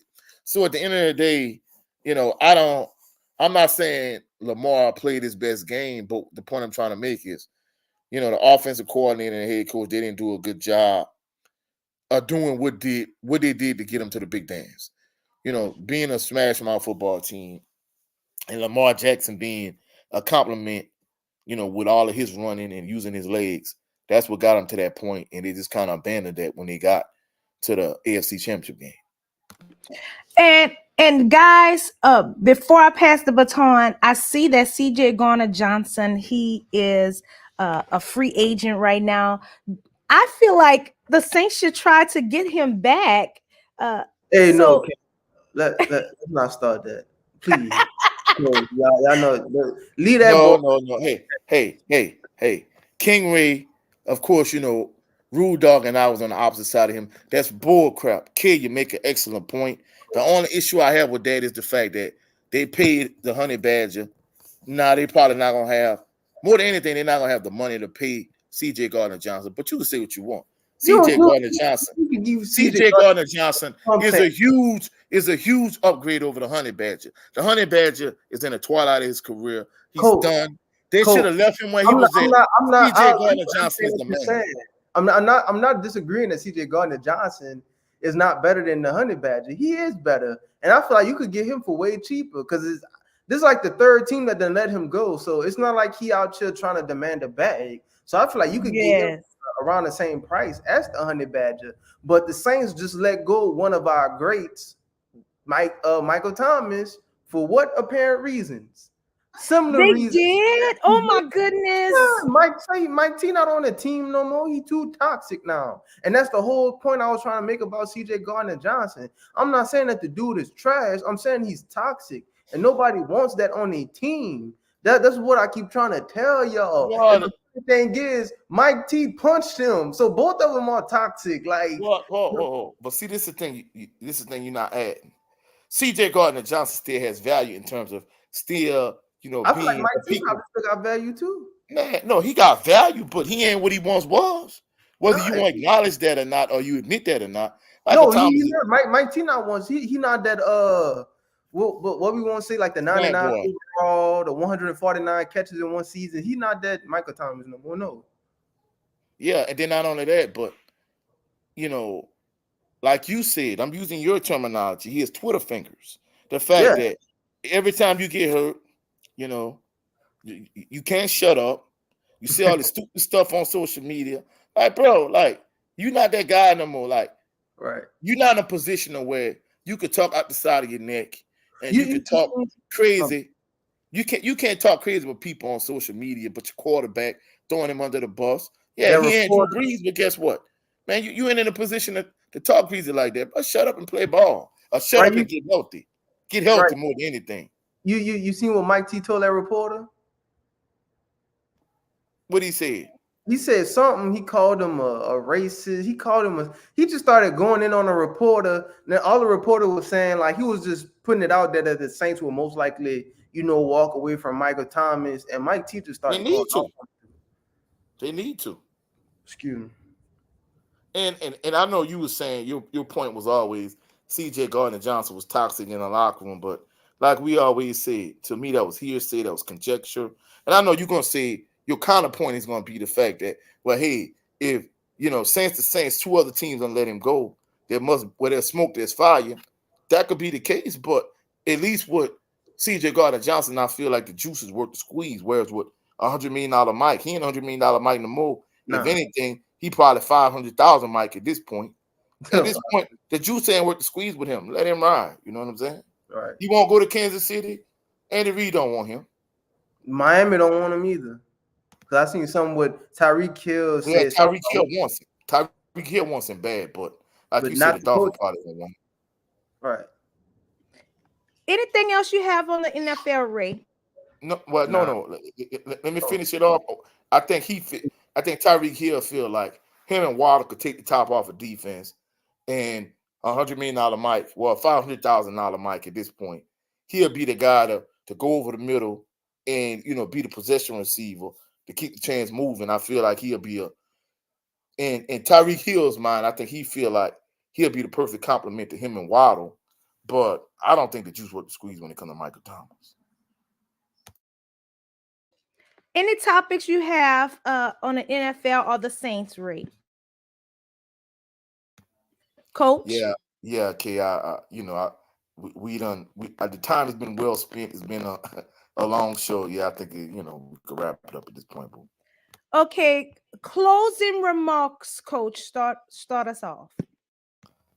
Well, first and foremost, we greatly I'm appreciate. sorry, before I cut you off. I'm sorry, Coach. We want to shout out Billy Bob, Douglas White. Thank y'all for joining us and tuning in. And shout out to everyone else. Thank y'all for your love and support. Go ahead, Coach. All right. Well, just to kind of reiterate what Kate was saying, we truly and genuinely appreciate everybody that came through to show us some love. We appreciate everybody that's been rocking with us since day one. We appreciate the new subscribers, the new people that's been checking out the channel, whether you've been watching it since day one or whether it's your first time checking us out, whether you're watching us live, whether you're watching it on playback. We genuinely and truly appreciate all of y'all. Hopefully y'all have a blessed, phenomenal evening, blessed, phenomenal weekend. Please check out myself, my brother Jared 11 Green, his twin JB, the brother Brent Fox, brother Big Joe Townsend tomorrow night at 7:30 p.m. Central Standard Time, the Southern Baller Show on Jared 11 Green channel. Also, go check out my brother Brent Fox on his channel. He usually does his own podcast called It's Just Me. He does a 20 by 20 series. He did Thursday Thoughts day before yesterday, so check him out on his channel. You can catch me at Coach 67 Sports TV on all social media platforms. You can catch me on Instagram, on TikTok, on X, which is formerly known as Twitter, on all social media platforms. Later on this evening, I'm gonna do a little Facebook Live through StreamYard. So check it out. Y'all have a blessed, phenomenal evening. Have a blessed, phenomenal weekend. We'll catch y'all on the rebound. Peace and blessings. Okay, Ray, closing remarks. Tell everyone how they can follow you and keep up with you. All right. Oh, this is a good suggestion too. We probably could start putting our social media stuff on the bottom of the screen. You know. But yeah, y'all. Y'all could go check out my YouTube channel. Ray Swank 225 is the ad. And just Ray Swank. But if you can't find Ray Swank, try Ray Swank 225 underscore King Ray underscore on Instagram on IG. That's where you can find me at. You know what I'm saying? But yeah, appreciate everyone, tuning into our discussion today. We thankful for our audience. We appreciate our audience and everybody tuning in. We pray that everybody continue to stay safe and blessed. And we just greatly appreciate all y'all support. And guys, please Hold on, hold on, like. hold on, hold on, Key. I don't mean to cut you off. Yeah, and we greatly appreciate everybody, especially relaxing, calm, rain, and motivation to be a millionaire. Saying we the best sports show on YouTube from a fan's perspective. We appreciate all of y'all, especially those extremely genuine and kind words. Talking about how great the show is and how we the best show on YouTube. I really appreciate the two of them. They really come through every weekend. We appreciate everybody, but like they really give like extra love. So we really appreciate that. And guys, please like, subscribe, follow, share. And for our closing remarks, from Carl Lewis, if you don't have confidence, you'll always find a way not to win. So, guys, we love you. Thank y'all for tuning in. See you next time. Bye bye.